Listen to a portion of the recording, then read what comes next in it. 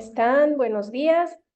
Mi nombre es Lourdes Valenzuela, soy la coordinadora regional de Susana Latinoamérica y hoy día me encargaré de moderar el conversatorio Entendiendo el fenómeno del niño, impacto, mitigación y adaptación.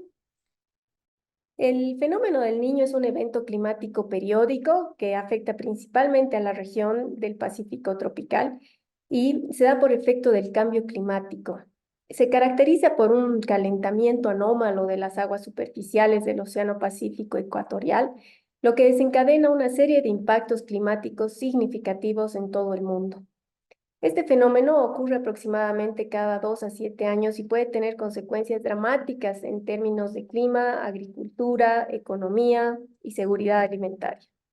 Durante un evento, el del Niño, las temperaturas del agua más cálidas en el Pacífico tropical pueden provocar cambios en patrones de precipitación, sequías severas en algunas regiones, lluvias intensas pero cortas, lo que provoca inundaciones. Estos cambios climáticos pueden tener efectos devastadores en nuestra agricultura, en la disponibilidad de agua futura y disponibilidad de agua dulce, en la salud pública, en la infraestructura. La comprensión de este fenómeno y su variabilidad es crucial para la planificación de las ciudades y la preparación ante sus efectos, así como para desarrollar estrategias de adaptación y mitigación que minimicen su impacto en todas las comunidades vulnerables. Así que hoy vamos a escuchar a unos expertos invitados de la región de Latinoamérica. Y nuestro primer invitado es Joao Figueiredo. Él es gerente de programas de Hábitat para la Humanidad en Centroamérica y el Brasil, con un doble masterado en Cooperación Internacional en Desarrollo Urbano de la Universidad Técnica de Darmstadt, Alemania, y la Universidad Internacional de Cataluña, España. Además de una licenciatura en Arquitectura y Urbanismo de la Universidad Federal de Juiz de Fora, Brasil. Él es un especialista en gestión de riesgo, respuesta y recuperación del sector de alojamiento en desastres, bien como resiliencia y adaptación climática. Con más de 15 años de experiencia, su trabajo se ha caracterizado por un enfoque centrado en la creatividad, la sensibilidad hacia las necesidades humanas y la adaptación al contexto local, y ha liderado con éxito la coordinación, supervisión y gestión de proyectos en Brasil, diferentes países del Caribe, Mozambique, Guatemala y actualmente en países de Centroamérica, enfocándose en la recuperación y el desarrollo post-desastres. Estimado Joao, bienvenido. Aquí yo te voy a lanzar las preguntas, de las cuales tienes que responder. La primera es, ¿cuáles son las principales causas y factores que contribuyen al desarrollo del fenómeno del niño y cómo han evolucionado a lo largo del tiempo? ¿Qué impacto tiene el fenómeno del niño en diferentes regiones geográficas y sectores como la agricultura, economía, salud, medio ambiente? ¿Y cuáles serían las estrategias más efectivas para adaptarse a estos impactos? Ahora sí, te escuchamos, tienes la palabra. Yo voy a compartir mi pantalla. Bueno, muchas gracias, Lourdes. Es un gusto estar aquí, es un honor estar aquí. Bueno, yo voy a contestar las preguntas, pero antes quiero presentarles un poco de qué es Hábitat para la Humanidad, ¿no? Nosotros somos una organización global sin fines de lucro. Nuestra sede está en Estados Unidos, en Atlanta, pero nosotros tenemos nuestro trabajo, iniciamos nuestro trabajo desde 1976. Esto es nuestro mandato, nuestra misión, ¿no? Un mundo donde cada persona tenga un lugar digno para vivir.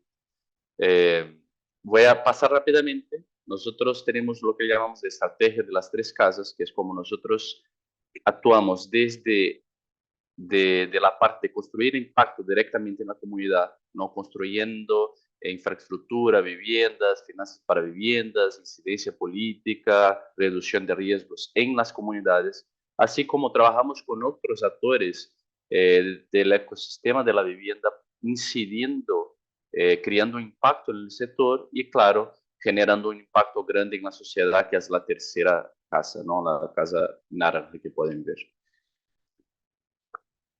De manera general, aquí es como donde estamos en el mundo, ¿no? Nosotros tenemos una gran influencia en Latinoamérica y América en general. Estamos ahí en casi como 13, 14, 15 países de Latinoamérica. y con nuestro impacto en Latinoamérica, bueno, más de 1,7 millones de personas en el año fiscal de 2022. Construimos también, como por ejemplo, ahí abajo pueden ver, tenemos como proyectos súper interesantes de agua potable en viviendas en Bolivia, quase 12.000 personas. Trabajamos también directamente con voluntarios, hacemos incidencia política y colaboramos ahí con Bolivia, Brasil, República Dominicana, El Salvador, Honduras, Perú, a que las personas tengan mejoradas las leyes relacionadas con la vivienda, habitabilidad, servicios básicos. No impactan a casi 4 millones de personas. Bueno, este es nuestro mandato, este es un poquito para que ustedes entiendan y un poquito más lo que es ARPA, ¿no? Y ahora vamos a hablar del fenómeno del, ¿no? Para contestar tu primera pregunta, que fue cuáles son las causas y factores principales, ¿no? Del fenómeno. El fenómeno del niño es un fenómeno, es una oscilación, ¿no? Que producida cambios de temperatura en el Océano Pacífico, producen también cambios atmosféricos que causan directamente patrones climáticos inusuales en todo el mundo, ¿no? Latinoamérica, claro, por su ubicación geográfica, tiene un impacto directo de estas oscilaciones. Esta oscilación sur, ¿no? Y estas diferencias de temperatura en los océanos que provocan mudanzas atmosféricas provocan directamente cambios en los ciclos climáticos o climatológicos de Latinoamérica, de Centroamérica y etcétera, de todo el mundo, pero estamos aquí con el enfoque más en Latinoamérica, claro. Es un impacto global, influyen los patrones, ¿no? En todas las partes del mundo y afectan temperatura, precipitaciones y los fenómenos extremos que pueden ser usuales van a tener más impacto, van a ser como exacerbados, ¿no? Van a ser más extremos. Y solo para mencionar un fenómeno del Niño, que fue un fenómeno de 97 a 1998, que fue solamente un año, que va a ser como lo que estamos viviendo ahora, causó en el mundo entre 32 mil millones y 96 mil millones de pérdidas económicas a nivel global. Y esto, pérdidas económicas, podemos entender desde pérdidas de agricultura, pérdidas relacionadas a la infraestructura, a la vivienda, etc. Este fenómeno que es global, ¿no? De acuerdo con la Organización Meteorológica Mundial, este de 2023-24 alcanzó su máxima intensidad entre noviembre y enero. Entonces, actualmente está en un proceso de debilitamiento, pero aún existen 60% de probabilidad que las condiciones permanezcan hasta mayo de 2024, es decir, más algunos meses. El año de 2023, claro, también por el cambio climático. Nosotros ahora no podemos no considerar el cambio climático, ¿no? El cambio climático, los gases de efecto invernadero, toda la concentración de gases de efecto invernadero en la atmósfera y todo lo que esto nos está causando, no podemos no considerar, pero 2023 fue el año más cálido ya registrado, ¿no? Claro que el niño más la potencialización del cambio climático contribuyen para esto. Entonces, en 2023, el año más cálido registrado debido al cambio climático y, claro, a largo plazo, el efecto del episodio del El Niño tuvo una anomalía de temperatura superficial del mar del Pacífico de 2 grados en entre noviembre y enero de 2024, ¿no? Y está entre las 5 más altas ya registradas del El Niño, que, ¿no? que el máximo fue de 3,4. Entonces está en 2 grados, entonces esto es de las 5 más altas ya registradas. Aunque no hay evidencias, no existen evidencias concluentes sobre los efectos del cambio climático añadidos a los efectos del El Niño, no hay todavía evidencias, ¿no? Se está trabajando para eso cada vez más. Hay estudios que los relacionan. Entonces las sequías en Perú, en la región de Amazonas, del norte de América del Sur, los padrones inusuales de sequías en Nicaragua, El Salvador, Honduras y partes de Guatemala. Esto todo se potencializa se ve como un fenómeno del Niño súper fuerte, no súper intenso, pero a la vez no se está comprobado que el cambio climático tenga un efecto directo a esto, pero sí se nota que son eventos meteorológicos extremos lo que estamos viviendo. Se espera que se continúe con estas condiciones climáticas hasta mayo, más o menos, de impacto del Niño, pero con una transición con la probabilidad, según la Organización Meteorológica Mundial, de un 80% de probabilidad entre abril y junio, que va a surgir una tendencia a la niña.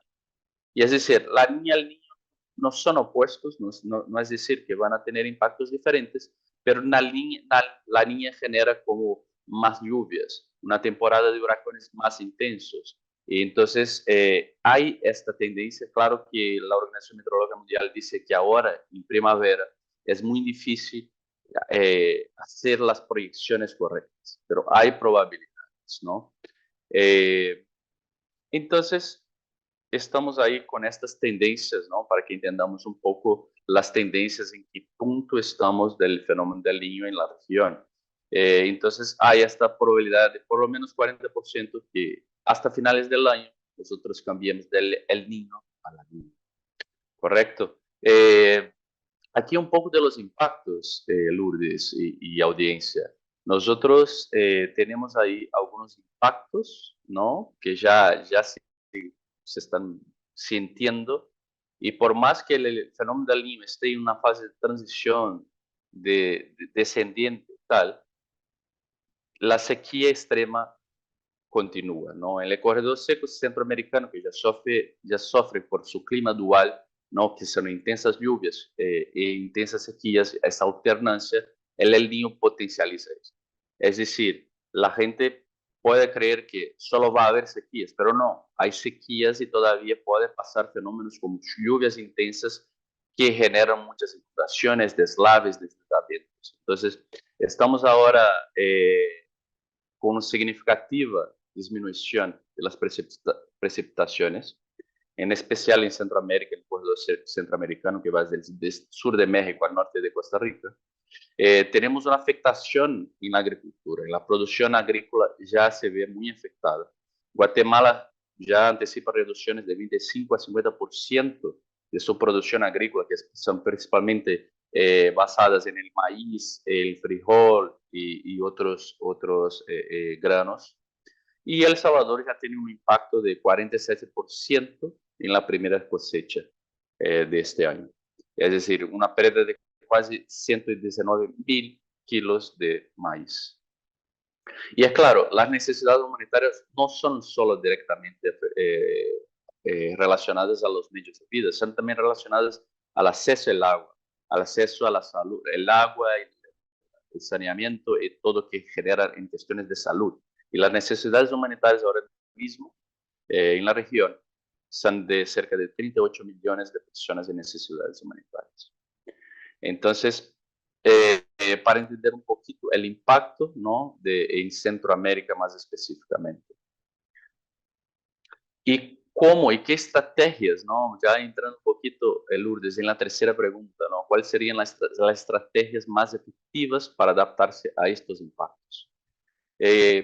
Son como, podemos poner como tres principales pilares, ¿no? Para intentar de manera efectiva, y es claro, sistémica, holística, trabajar los impactos del fenómeno, pero principalmente serían sistemas de alerta temprana. Los sistemas de alerta temprana, hay muchas diferentes modalidades. Hay modalidades de base comunitaria, donde las propias comunidades se organizan con sistemas sencillos de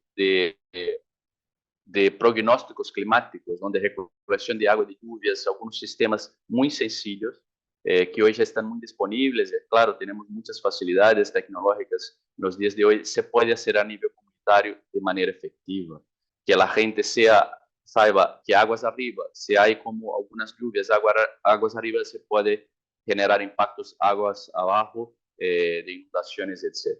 Prácticas agrícolas resilientes. Y esto va desde reforestar, intentar como tener prácticas agrícolas que pueden, estos cambios en un clima cambiante, se pueden adaptar mejor las prácticas agrícolas y la población que tiene sus medios de vida basados exclusivamente en prácticas agrícolas puedan sufrir menos las consecuencias y por lo tanto los impactos que serían como migración rural urbana o migración entre países o migración, esto se ve reducido. Entonces es darles como conocimiento en sus prácticas y sus medios de vida o dar opciones alternativas, que también es una otra opción, también minimizaría este impacto. Y claro, la gestión de recursos hídricos, ¿no? Planes robustos, ¿no? Que involucren desde las comunidades, que las comunidades y el poder público sepan cómo gestionar basado en los pronósticos del clima, basados en el cambio climático, pueden asegurar suministro de agua durante periodos de sequía y a la vez garantizar la seguridad en periodos de intensas lluvias o intensas fenómenos climáticos como huracanes o vientos, etcétera, pueden asegurar que las comunidades tengan la necesidad, información y adecuación de sus infraestructuras de manera adecuada.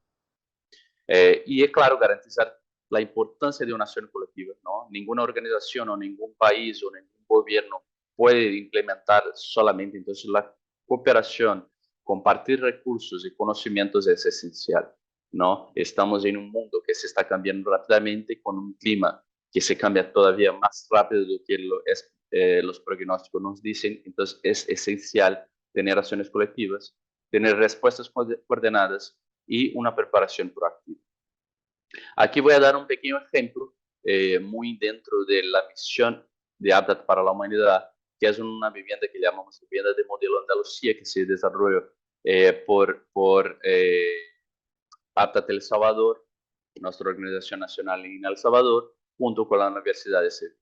Es una vivienda bioclimática que tiene una certificación internacional, que es la certificación EDGE de sostenibilidad. Entonces, ¿qué trae esta vivienda? ¿No? Además de todo, de mitigar los gases de efecto invernadero en su cadena de suprimientos, también tiene una ventilación y iluminación eficiente. Y como mencionamos, el año 2023 fue de los más cálidos. Entonces, hay que tener ventilación y iluminación eficientes, ¿no? Y que ahorren energía también, porque en muchas áreas periurbanas, rurales y urbanas, donde viven poblaciones vulnerables, hay como un adensamiento de población, entonces hay que tener un cuidado especial. Y es claro, ahorrar energía es ahorrar, es mitigar la producción de gases de efecto invernadero.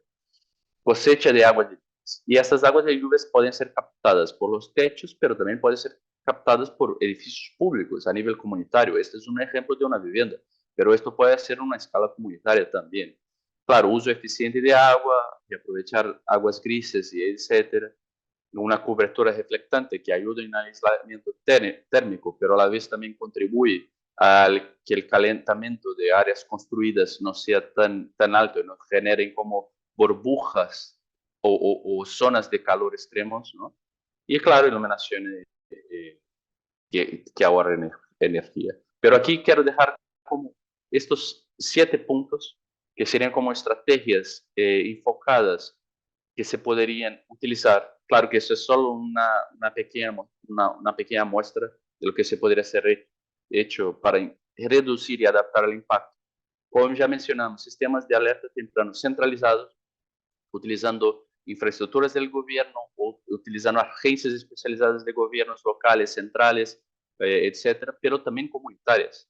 La comunidad puede aportar mucho porque las comunidades realmente son las que sufren directamente, pero están ubicadas exactamente donde a veces se puede tener la sensibilidad de saber si está viniendo más lluvias, aguas arriba o aguas abajo, etcétera. Entonces, hay que involucrar a comunidades en los sistemas de alerta temprano para que también se llegue la información y que puedan ser parte de la generación de información y de evidencias de que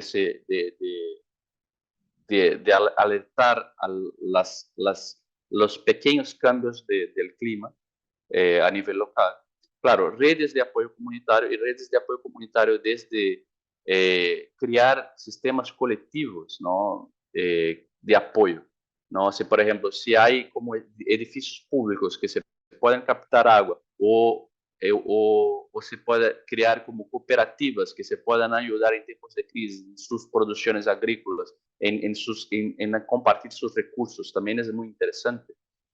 Como ya mencioné, la cosecha de agua de lluvias a nivel familiar, a nivel de una vivienda o a nivel de un edificio, de una estructura, pero también pueden ser comunitarias. Claro, hay que trabajar juntos. Por ejemplo, si hay una iglesia o si hay un centro comunitario que tiene una gran área de techos, estos techos pueden recolectar mucha agua que se puede almacenar para tiempos de sequías, por ejemplo. Reforestación. Reforestación de mananciales es esencial para se mantener la humedad del suelo, desde el perfecto funcionamiento de ecosistemas y etcétera, que es bueno para preservar los recursos y agua, uno de los principales de ellos, y es claro, evitar la contaminación de esos mananciales, ¿no? Entonces, tener áreas y reservas y tal, que se puedan trabajar con técnicas agroecológicas, también es esencial para eso. Y los dos últimos, análisis de riesgos de inundaciones, análisis de riesgos de deslizamientos, viene a la gestión de riesgo de desastres. Es decir, hay que tener políticas de ordenamiento territorial, hay que haber políticas de gestión de riesgos a nivel local, a nivel central, de gobiernos centrales, pero también a nivel regional, porque el clima es un problema no solamente regional, un problema mundial que nosotros tenemos que abordar de una cierta manera. No sé cómo voy de tiempo, pero creo que, bueno, puedo dejar ahí y dejar después más espacio en la sesión de preguntas. Muchas gracias, Lude, muchas gracias, audiencia. Fue ahí un poquito así, muy resumido, pero podemos entrar más detalles después. Pueden contactarme o después en las sesiones de preguntas y respuestas podemos profundizar un poquito más. Muchas gracias, Lourdes. Gracias, Julio. Estás de tiempo excelente, no te preocupes. Gracias por compartirnos toda esa experiencia. Sin duda, la experiencia y acciones de Hábitat para la Humanidad ayuda a visualizar estas acciones de mitigación y adaptación que son tan importantes, ¿no? Bien, nuestra segunda expositora es la doctora Yamina Silva del Instituto Geofísico del Perú. La doctora Yamina Silva Vidal es ingeniera meteoróloga, posee un doctorado en ciencias físico-matemáticas y cuenta con más de 25 años de experiencia como investigadora científica en el Instituto Geofísico del Perú. Su investigación está centrada en la variabilidad climática, eventos meteorológicos extremos y procesos físicos de la atmósfera, con especial énfasis en los Andes peruanos. Ha liderado numerosos proyectos de investigación en física atmosférica, incluyendo la implementación del Laboratorio de Microfísica Atmosférica y Radiación en el Observatorio Geofísico de Huancayo del IGP, y además tiene experiencia en docencia universitaria y gestión pública. En el periodo de marzo a diciembre del 2022 ocupó el cargo de viceministra de Desarrollo Estratégico de Recursos Naturales en el Ministerio de Medio Ambiente y también desde el 2022 es miembro del Comité Pro Mujer en Ciencia, Tecnología e Innovación Tecnológica del CONCITEC. Desde el 2023 hasta la fecha ejerce como presidenta de dicho comité. Es un honor realmente, doctora Yamina, tenerla aquí de invitada, ya con las preguntas lanzadas. Yo le cedo la palabra o quisiera que les vuelva a repetir las preguntas. No, muchas gracias, Lourdes. Bueno, excelente presentación también de Joao. Yo tengo las preguntas, más bien voy a compartir mi pantalla para ir ¿no? ganando tiempo. Tengo una presentación y quisiera un poquito centrarme tal vez en explicar de qué se trata el fenómeno del niño, ¿no? Un poco para entender las causas y los impactos. Entonces, para recordar, cuando hablamos del niño, nosotros en Perú, ¿no? Y en Ecuador, en la definición inicial que se tiene del niño o del fenómeno del niño estaba centrado principalmente, ¿no? En sus inicios en la costa norte de Perú y el sur de Ecuador, que tenían impactos muy fuertes de precipitaciones cuando la temperatura del mar frente a sus costas se calentaba. Entonces, en estos momentos, la comunidad científica internacional ¿no? Tenemos un concepto más amplio de lo que es el niño. Entonces, un poco para ir respondiendo sobre las causas y cuáles son estos factores que condicionan que ocurra un fenómeno del niño, Hablamos, ya lo mencionó también Joel, sobre el incremento de la temperatura del mar, ¿no? Que ocurre en el Pacífico tropical.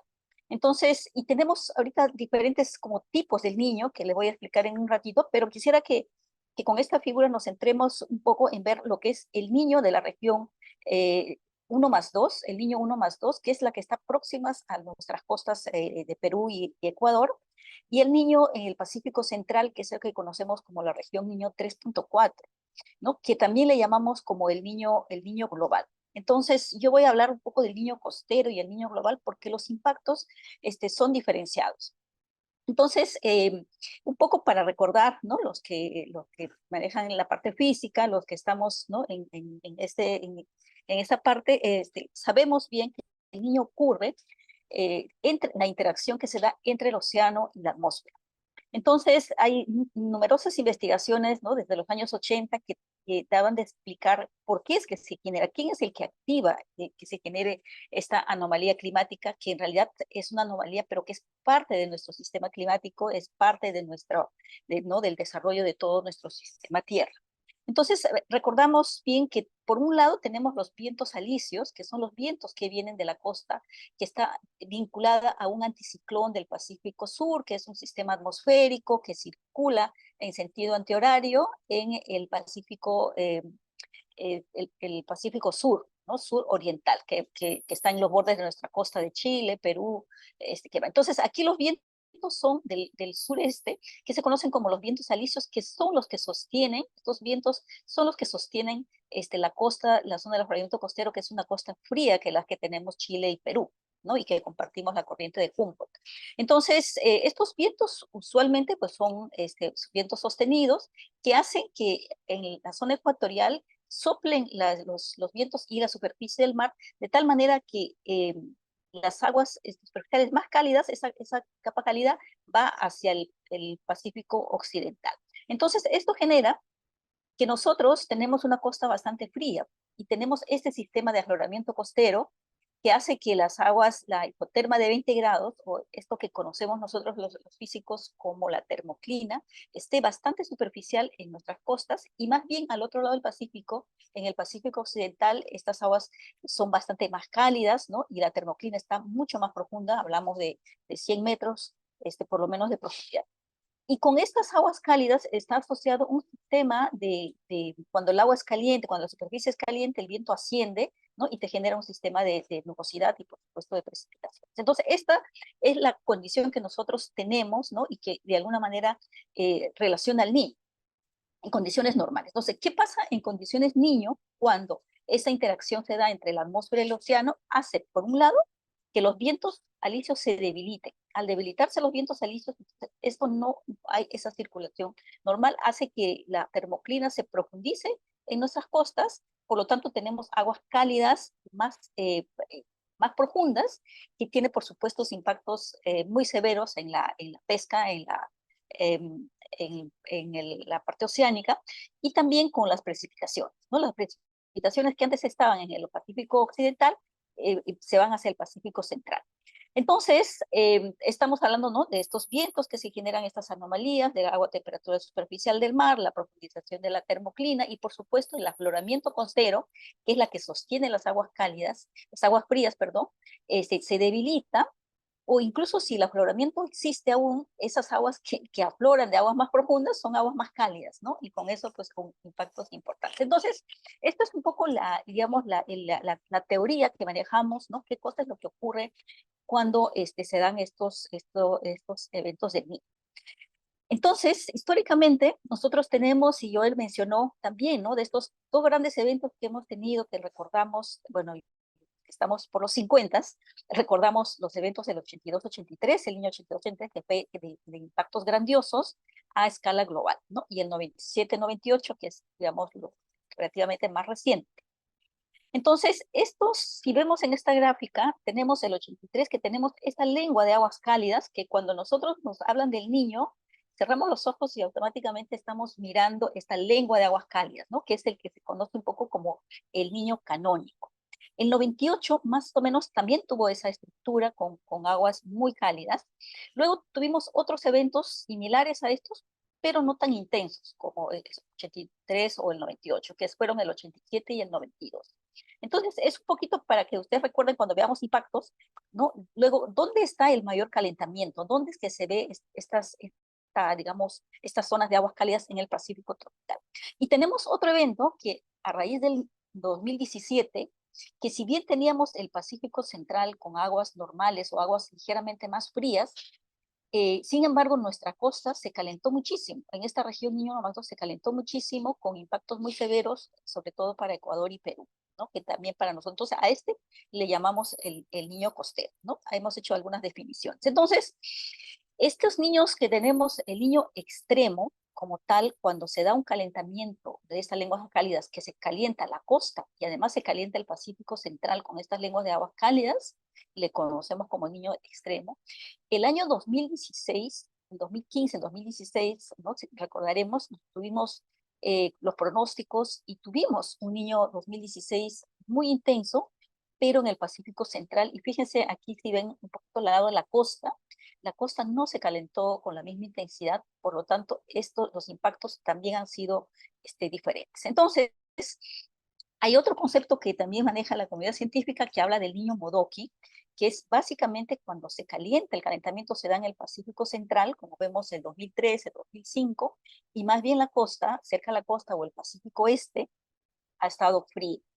Entonces, el 2007 también tuvimos un evento similar. Entonces, el niño canónico, que es esta publicación de Ramoson en Carpenter en el año 82, que antes que el niño se ocurra en ese año, pues salió esta publicación donde se hablaba, ¿no? De que el calentamiento inicia frente a las costas de Sudamérica, Perú y Ecuador, y luego este calentamiento se extiende hacia el Pacífico Central, ¿no? Entonces, ese es el concepto del niño canónico. Entonces, yendo un poco a los impactos. Entonces, ¿cómo son los impactos a nivel global cuando se calienta el Pacífico Central? Entonces, cuando nosotros, la NOAA, ¿no? Las agencias americanas, australianas, nos hablan del niño, dan los pronósticos del niño, están básicamente hablando del niño global, ¿no? Del calentamiento. ¿Por qué? Porque sus impactos son globales, como podemos ver en esta gráfica.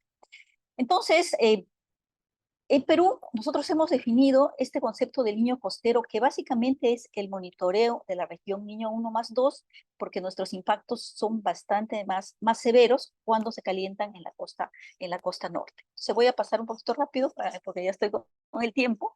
Entonces, bueno, podemos nosotros comparar entre ambos eventos. Entonces, la región niño 1+2, cuando se da estos calentamientos, son calentamientos muy severos. ¿Por qué? Porque esa es la costa, su normalidad es frío. Entonces, ¿qué es lo que tenemos cuando ocurren eso? Como ocurrió estos eventos del 2017, pues lluvias muy intensas en las zonas costeras donde usualmente es seco. Nuestra costa de Sudamérica es seco, no llueve en la costa de Perú.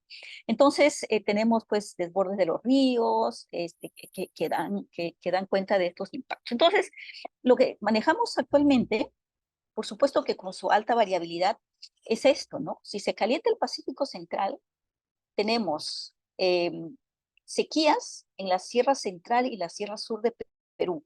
Si se calienta el Pacífico frente a nuestras costas, vamos a tener más bien que los impactos son más fuertes frente a la costa de Perú. Entonces, por eso que nos importa cómo es que estos dos eventos se manifiestan. Entonces, si vamos un poquito, ¿no? Tenemos publicaciones ¿no? que ya dan cuenta de esto, el Pacífico Central y el Pacífico frente a nuestras costas, ya sea como niño global, donde se calienta la costa más el Pacífico Central, ¿no? Que los impactos de sequías ¿no? en toda la zona sur, la zona del altiplano. Entonces, también hemos estudiado a qué se debe esta dinámica. Entonces, para el tema de monitoreo, un poquito yendo ¿no? hacia la última pregunta que hablaba de cómo esto se ve y cuáles son las estrategias. En Perú nosotros tenemos instituciones técnicas científicas que se encargan del monitoreo, ¿no? Usando la información que se tiene global, pero además la información que se tiene a nivel local. Entonces se hace todo este seguimiento de la información y luego lo que tenemos es, usando por supuesto los modelos climáticos, tenemos esta fase de diagnóstico de la información pasada los pronósticos usando los modelos, tanto que son las agencias internacionales, como también los modelos propios. Y tenemos un conjunto de instituciones que forman en la Comisión Multisectorial, en la cual el Instituto del Mar del Perú, el Servicio Meteorológico, el Instituto Geofísico del Perú y la Dirección de Hidrografía y Navegación son instituciones técnicas científicas que hacen el monitoreo y analizan los pronósticos, generan los pronósticos. Y por otro lado, tenemos el Instituto de Defensa Civil, que tiene que ver con la acción, con la reacción y la atención ante las emergencias, la Autoridad Nacional del Agua y el Centro Nacional de Prevención y Riesgo de Desastres, que tiene que ver con las acciones de prevención. Entonces, este grupo técnico, este comité multisectorial, tiene un grupo técnico que se reúne mensualmente en condiciones normales, en condiciones de niño, como el que tenemos todavía actualmente, ya en su fase final, se reúnen cada 15 días y analizan estas condiciones, los pronósticos, y sacan un documento que es con las perspectivas de los pronósticos. Entonces, tenemos algunos índices que nos dan cuenta del nivel de la categoría en que está en el evento, tanto para la región de la costa como también para el Pacífico Central, y en base a esta información, pues se saca ese documento, y ese es el que se entrega a las autoridades. Entonces, con probabilidades, ¿no? Con estos porcentajes, ¿no? ¿Cuál es el porcentaje de probabilidad que estemos en tal o cual condición? Y con eso las autoridades, ¿no? Que incluyen, por supuesto, los resultados de las investigaciones que tenemos, con los impactos en las lluvias, porque como los impactos están en la lluvia por un lado, y lo otro en la temperatura del mar, que da cuenta de los impactos en la presa. Entonces, con esta información que sale como un comunicado, las autoridades toman las medidas de prevención, que bueno, pues ya son las acciones que se tienen que hacer, tanto estructurales como todo ¿no? el tema de trabajar con la población ante la preparación de estos eventos. Entonces, es un poquito a manera de resumen, Lourdes, no quiero tomar más tiempo, quizás ya como en las preguntas, ¿no? Para ver un poco cómo es que esta dinámica se canaliza. Entonces, por supuesto que hay presupuestos que se destinan cuando estos pronósticos se dan. Los pronósticos se están dando con mayor certeza, con 4 meses, 5 meses de anticipación, pero hay un pronóstico más extendido que da cuenta un poco las perspectivas que se tienen. Muchas gracias. Disculpen que haya sido tan rápida. No, está bien. Muchas gracias, doctora Yamina. Qué claridad, la verdad, a mí me ha parecido que lo ha explicado muy ilustrativamente. Hay una pregunta justamente para usted de uno de nuestros participantes. Erika Villarruel nos dice, no me queda muy claro qué es lo que ocasiona que el agua se caliente así. ¿Cuál sería la época y cuál sería la época del año en que se puede predecir qué tipo de niño se tendrá, con cuántos meses de anticipación? Bueno, es bastante complicado, ¿no? Porque los modelos climáticos que tenemos actualmente nos dan una perspectiva de 9 meses de pronóstico, quizá incluso hasta un poco más, pero tenemos la barrera de predictividad, que lo llamamos, que justamente es en el cambio de la estación. O sea, estamos actualmente cuando pasamos en el otoño, del otoño al invierno, entonces los modelos fallan, ¿no? Y podemos, nosotros hemos tenido situaciones en las cuales todos los indicadores que tenemos nos dicen que vamos a tener un evento El Niño, y de pronto llega diciembre, y en una semana, en 2 semanas, los vientos se intensifican, los vientos alisios, y no se ya ese calentamiento. Entonces, yo no les he hablado, para no complicar mucho, de las ondas Kelvin, por ejemplo, que son las ondas que se generan en el Pacífico tropical. Hemos mejorado muchísimo en nuestro conocimiento, ¿no? En el monitoreo, por supuesto que no tenemos todas las herramientas para poder monitorear el océano, para poder saber esta onda, por ejemplo, dónde, en qué momento está, en qué estado está. Tenemos unas boyas que son parte de este proyecto del Togatao en el Pacífico, donde podemos ir viendo, monitoreando. Pero los vientos, o sea, los vientos juegan un papel tan importante, el rol de la atmósfera es tan importante, tan fundamental. Aquí, cuando hablamos de este acoplamiento que hay, el océano responde a la energética y a la dinámica que la atmósfera le da, pero la respuesta del océano es un poco más lenta. Entonces la atmósfera es muy rápido, muy dinámica. En un día, en 2 días, en 3 días cambia este sistema anticiclónico, que se intensifica. Intensifican los vientos, y los vientos son los que hacen que la onda no llegue o se pare, y por lo tanto el calentamiento no se da. O los vientos se relajan, y esas ondas que se han generado en las zonas ecuatoriales llegan, ¿no? Con la intensidad que se espera. Entonces, ahí hay este trabajo que desde la ciencia estamos haciendo, estamos mejorando, pero no se logra todavía, pues, tener, digamos, con muchos meses de anticipación. Es lo que nos piden los tomadores de decisiones. Ellos quisieran tener estos pronósticos, pues, con un año de anticipación para poder tomar las medidas. Entonces, aquí el mensaje va un poco yendo hacia las tomadores de decisiones, es que lo que sí ya sabemos, cuáles son las zonas que son afectadas históricamente por el niño, ¿no? Y yo ahí ha mencionado muchísimo los impactos que esto generan en términos de reducción de precipitaciones, sequías. Entonces, esas son las zonas que son afectadas. Pero estos diferentes tipos de niños van a generar impactos diferenciados. Entonces, la política es más bien mira, tenemos que trabajar desde el punto de vista de adaptación a estas condiciones para que tener en nuestra planificación al niño siempre presente, ¿no? Porque así le demos pronósticos con 90% de acierto que el niño va a venir en unos 8 meses, hay obras que no se pueden hacer en 8 meses, ¿no? En 8 meses puedes limpiar los cauces de los ríos, puedes mejorar los techos de las casas para que cuando hay una lluvia intensa no entre, pero las obras más grandes realmente ya como una medida de adaptación a estas condiciones sí se requieren de largo plazo. Continuando con la charla, nosotros con la institución que también coordina Susana Latinoamérica, estamos trabajando mucho también con sistemas urbanos de drenaje sostenible, ¿no? Que son más como una infraestructura que te ayuda a gestionar el agua, digamos, que ahora viene como en periodos cortos, pero intensos, ¿no? Entonces, después de un periodo de un mes o 2 meses de intensas lluvias que causan inundaciones, desastres, después también viene un periodo largo de sequía, entonces tal vez también es importante que aprendamos a gestionar el agua y aprovecharla en estos periodos cortos que se dan, ¿no? Yo creo que, bueno, la cuestión de infraestructura, ¿no? En las ciudades y los países latinoamericanos, nosotros tenemos niveles diferentes de desarrollo de infraestructura, ¿no? Y la infraestructura creo que es de las principales inversiones que se puede hacer, ¿no? Para combatir los impactos, minimizar y adaptar, ¿no? Y ahí nosotros ya tenemos muchas opciones técnicas, tecnológicas y de innovación de infraestructura verde mezclada con infraestructura gris, ¿no? Porque ya no se puede dimensionar más una infraestructura gris para como el tiempo de recurrencia, ¿no? Digamos, la lluvia de 100 años, que la verdad no es la lluvia de 100 años, ¿no? No se calcula, no se proyecta más para esto, ¿no? Ya es como el cambio climático ya está alterando tanto los patrones climatológicos, que eventos que solían pasar cada 10, 15, 20 años están pasando cada 2, 3 y extremos que no se esperaban.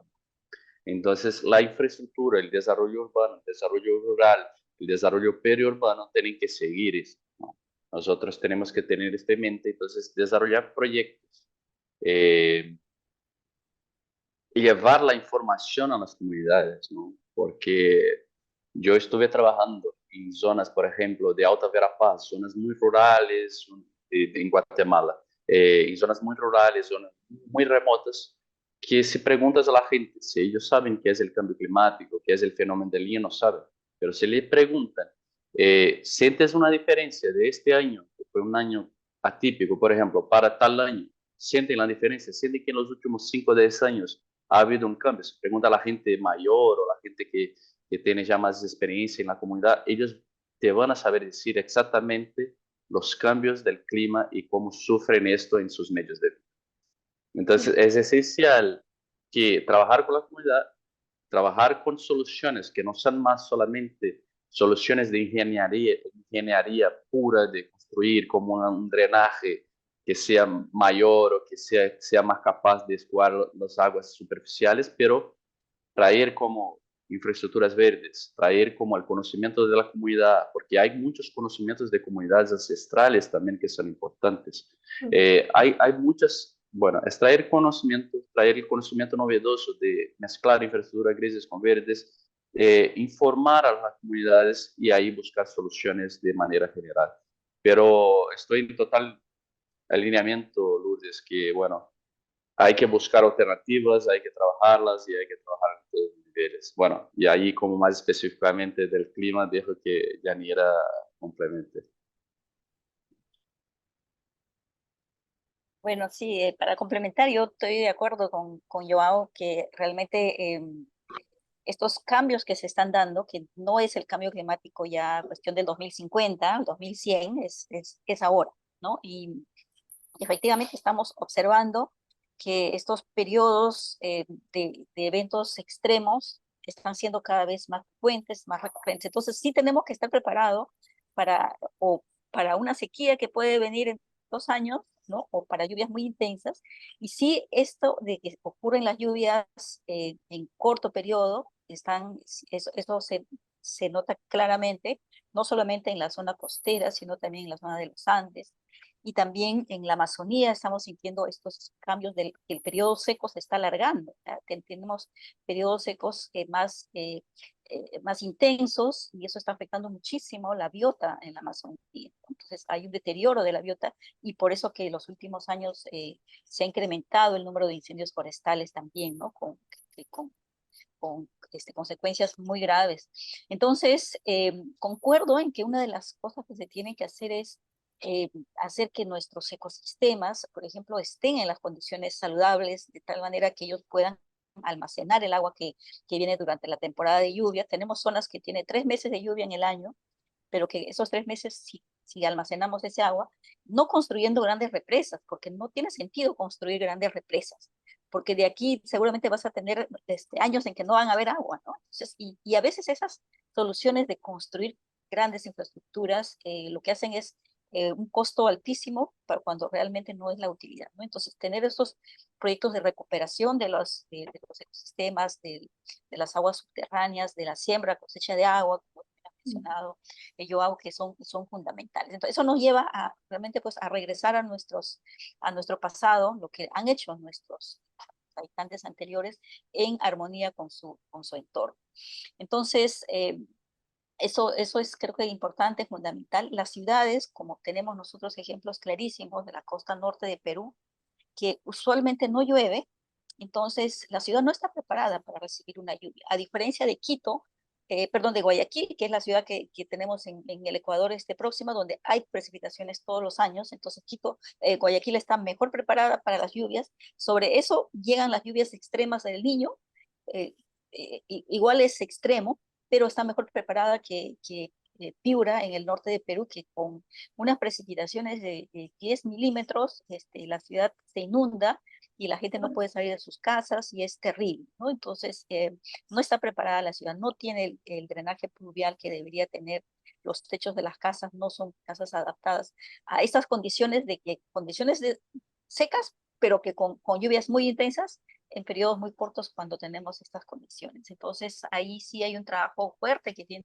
que hacer las autoridades que lamentablemente se han estado haciendo en los años pasados, pero que no llegan a concretarse, ¿no? Entonces siempre nos coge un evento cuando no estamos preparados. Y este año, entonces, y ahí voy quizás, estoy viendo en el chat, Lourdes, aprovechando la pregunta que hicieron, si el 2023-2024 fue un niño global, y si fue intenso. Este niño global no fue intenso como se esperaba, y por lo tanto las lluvias que se han dado este año, que han sido muy poquitas, no era lo que se esperaba o no era lo que nos decían los pronósticos. Entonces, para suerte de las autoridades y de la población, en realidad que se preparó, pero no se preparó, igual no estamos preparados para recibir un niño global, un niño intenso, porque cuando hablamos del niño global, además estamos hablando que son muchos meses de calentamiento y podemos tener lluvias desde enero hasta mayo, incluso como se dio el 83.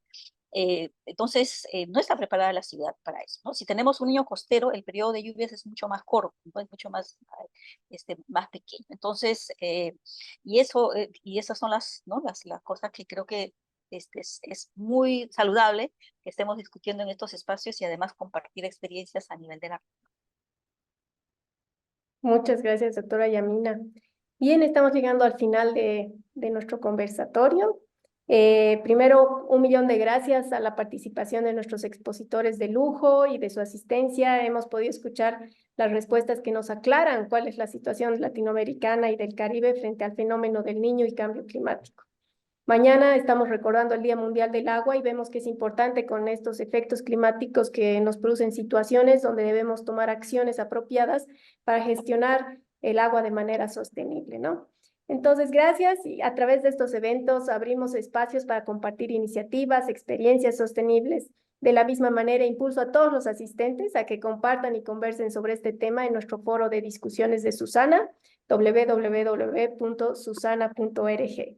La importancia de las redes es que podemos generar mayores impactos porque estamos juntos, así que los invito a registrarse a Susana, a los que aún no son miembros. Es súper fácil, solo entren a la página www.susana.org, a seguir a las redes de Susana en Latinoamérica en Facebook y Twitter para crear este tipo de interacciones. Una vez más, mil gracias a nuestros panelistas expertos.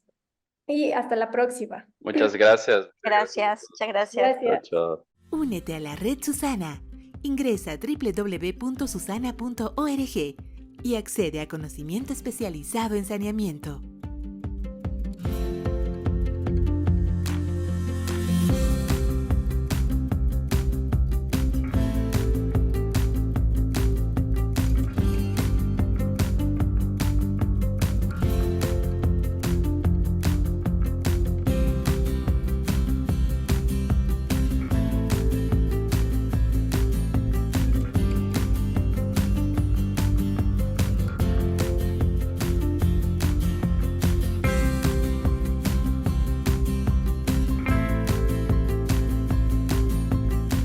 Inscríbete y vive la experiencia de dar y recibir conocimiento.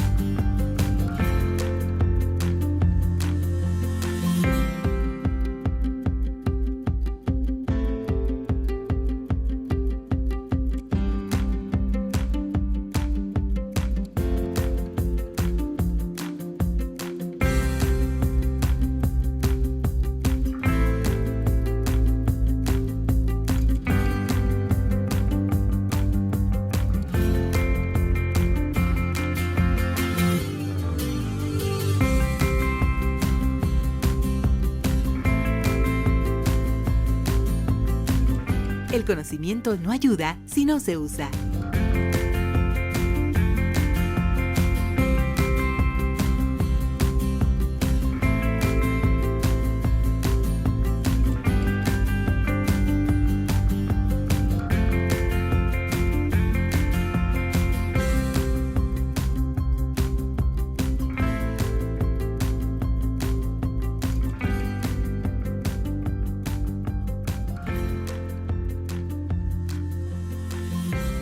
En Susana puedes encontrar y compartir conocimiento.